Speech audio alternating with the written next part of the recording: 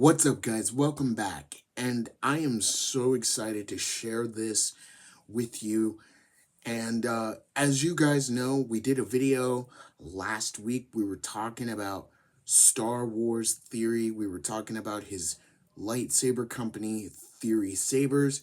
So I kind of wanted to continue on this little theme here. And originally, when I was going to do this video, I was going to have my lightsaber in the shot. But, oh, what the heck. One sec, guys. Hold on. We got to do this right.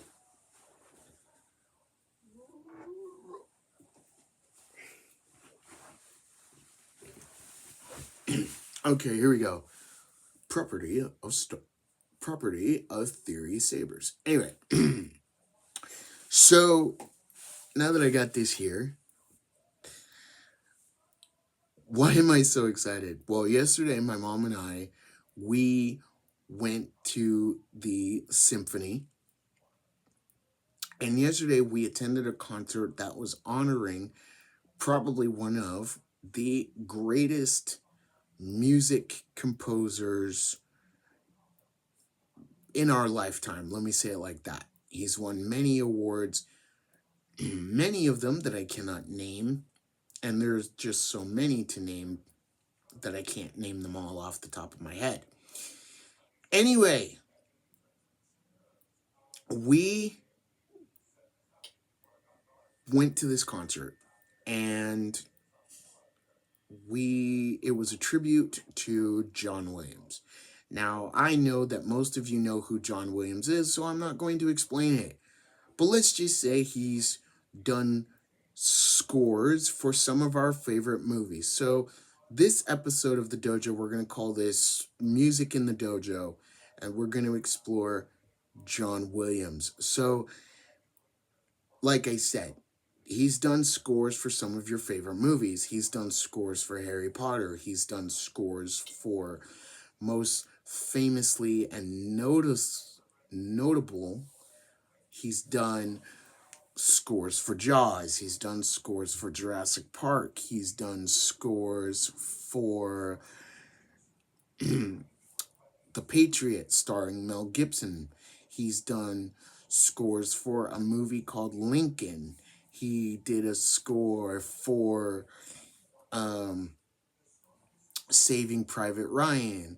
He did the 1978 Superman movie. He did a score for Superman, right? You know that. He did the score for Steven Spielberg's E.T., the extraterrestrial.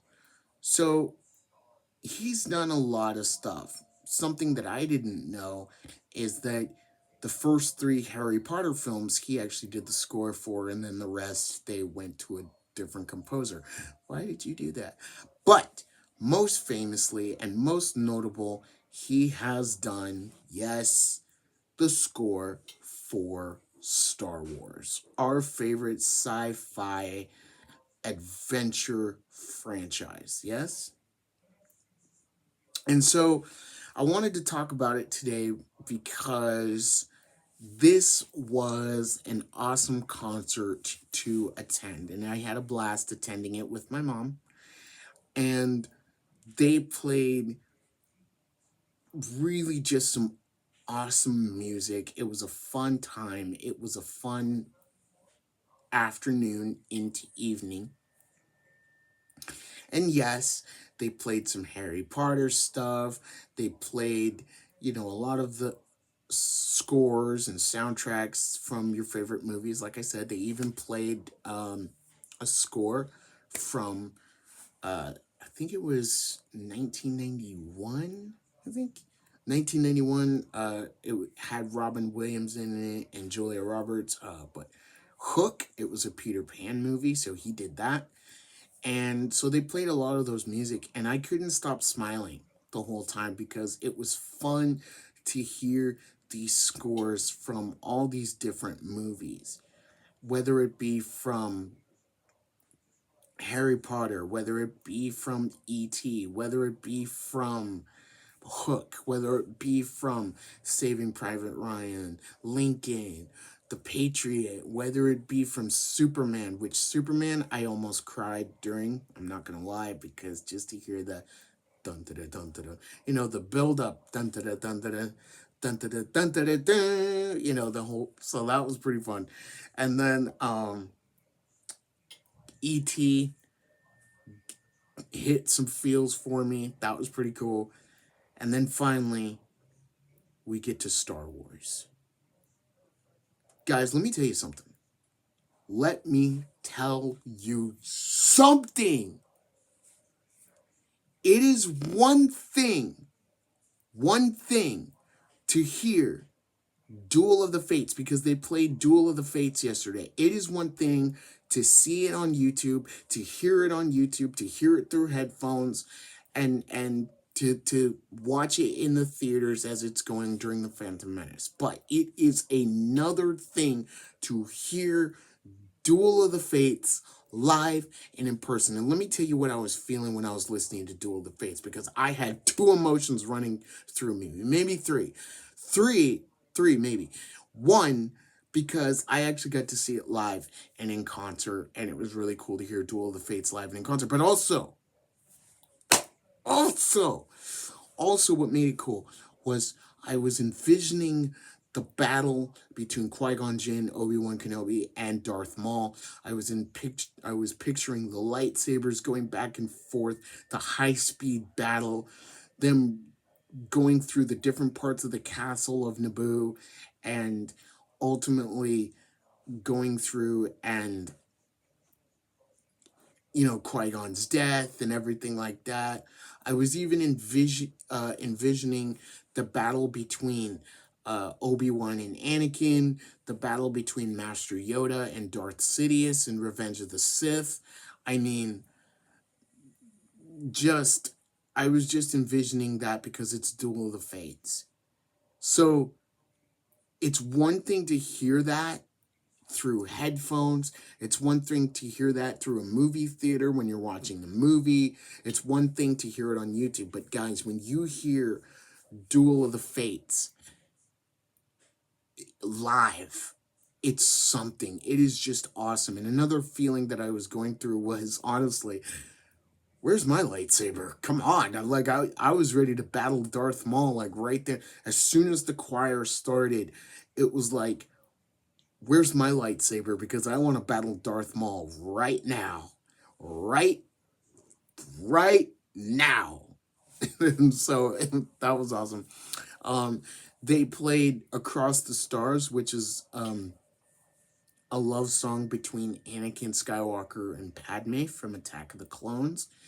And I thought that was really cool. It was really awesome to hear that in live and in concert, rather than just hearing it from the movie or, through headphones. It really is a different but an awesome experience to hear these things when they're actually being played by a real symphony, and you're not just hearing it through your headphones, or you're not just hearing it in the movie that you're watching, but it's an actual thing to see it live and in concert. So it was really fun. They did play the ending sequence from The Force Awakens, from 2015's Force Awakens. So they played Steps of the Jedi. And for those of you who are Disney Star Wars fans out there, because I know you guys are out there, you guys will remember it's the scene where Rey goes to find Luke Skywalker, and she she presents him with the lightsaber. This is before The Last Jedi, but this is before Luke became a sad sack or a sad individual, before he throws the lightsaber away in The Last Jedi. But this is where she tries to present him with the lightsaber. And when I first watched this scene, let me tell you the feelings that I had when I first watched this way back when. I thought it was a symbol of Rey was ready to be trained as a Jedi. She was ready to be trained in the ways of the Force. She was ready to learn about the Force. Boy, how wrong I was. But still an impactful scene. And they went through the whole credits. So, you got the Steps to the Jedi, then you got Rey's theme, then you got Kylo's theme, then you got the Millennium Falcon, then you got the March of the Resistance, and then the final end of Star Wars where it's and stuff like that. So, but the coolest thing was the conductor comes out on stage and he says, I wanted to do an encore, but I just couldn't think of one. If only I had a sign. And thank goodness I was with my mother, because she was able to describe to me what happened. And someone from the crowd threw him an Indiana Jones fedora, and they played Raiders of the Lost Ark from Indiana Jones as an encore. But it didn't stop there, because right as everybody was thinking, that's it, show's over, right? No, he says, I wanted to do another encore, but if only I had a sign. And someone gives him a lightsaber, and he turns it on, and what color do you guys think it was? Do you think it was blue? Do you think it was green? How many of you guys think it was red? If you're thinking it was a red-colored lightsaber, you are right. Because the final song, the final encore, the final performance was the Imperial March, Darth Vader's theme song. And you can't end a concert. You can't end it. You can't end a Star Wars concert like that without playing the Imperial March. I'm sorry, it just can't be done. But it was awesome, guys. I really had fun. This was an awesome, and really, look, I know that Star Wars as a franchise isn't in a good place right now. I know that. Disney has polluted it. Disney has perverted it. Disney has twisted it. Disney, it's clear that they only cared about the money, that they didn't care about the stories. They didn't care, or I should say they don't care what it means to us fans that grew up with this, that grew up with Luke Skywalker, Princess Leia, Han Solo, Darth Vader, Yoda, Ben Kenobi, Darth Sidious, all those cool characters, Chewie, and yes, even Jar Jar. It's clear that they don't understand. But in my Theory Saber review, I said that Star Wars Theory was one thing that was keeping my faith in the Star Wars community and in Star Wars as a whole alive. But there's one other thing that helped to bring me back to the Force. And that was yesterday. Hearing Star Wars music. Every single time I listen to John Williams, I'm taken back to a time where I can feel like a kid again. Whether you want to be a superhero like Superman and you want to rescue cats from trees, or if you want to save people from burning buildings, or even if it's just taking on supervillains like Lex Luthor. Maybe you're a kid again and you find a strange little extraterrestrial named E.T. and you're trying to get him back to his ship so that he can go home. Or maybe you're a veteran and you're watching movies like Lincoln, Saving Private Ryan, even The Patriot. Or maybe you're a wizard. Maybe you're a wizard and you attend Hogwarts school of witchcraft and wizardry. Or maybe you're swimming in the ocean and you're ever watchful for a particular shark. Da-da, da-da, meaning Jaws. Or maybe you imagine yourself on an island full of dinosaurs where time has not been forgotten and dinosaurs rule a certain park. Yeah, that's what that concert did. It took me back to a time when things were simple, where everybody knew what was right and what was wrong,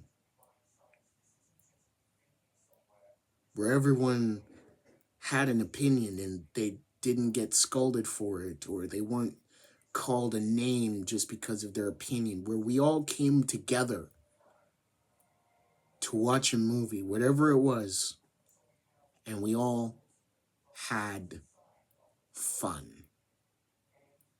Where we could all believe that we were those characters, whether we were a Jedi, a wizard,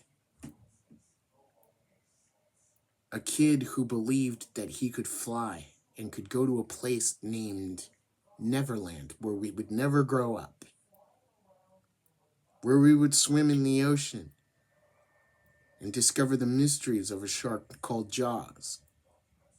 Maybe where we would go to that island and see dinosaurs. Or even if it's just putting on blue and red tights with a giant S on our chest and flying and fighting for truth, justice, and the American way. Yeah, that's what that concert did for me. It brought me back to the Force because it reminded me that I love Star Wars. I am a Star Wars fan. And before I was an anime fan, I was indeed a Star Wars fan. And I still am to this day. So, that's enough out of me. Thank you for checking out this video. Like I said, I really enjoyed the concert. I really enjoyed going with my mom. It was pretty cool. And please like, share, and subscribe. Leave a comment down below. Do you like John Williams' music? What do you think of John Williams? Just to let you guys know, I believe it's on Disney Plus, if it hasn't come out yet. There is a documentary about John Williams that I intend to watch. I want to know more about the man, and I want to see what they have to say about him. So, yeah. So let me know in the comments below.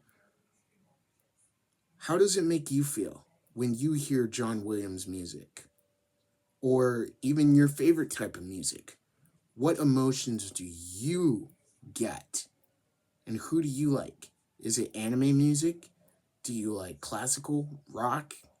Maybe you like rap, pop, whatever. We don't judge here. We love you anyway. Anyway, guys, please like, share, and subscribe. Leave a comment before you head out the dojo today. Hit that notification bell so you know when I'm coming at you with another video. And remember, wherever you are, whatever you're doing, go make it an anime day. And also remember, the Force will be with you always. Bye, guys.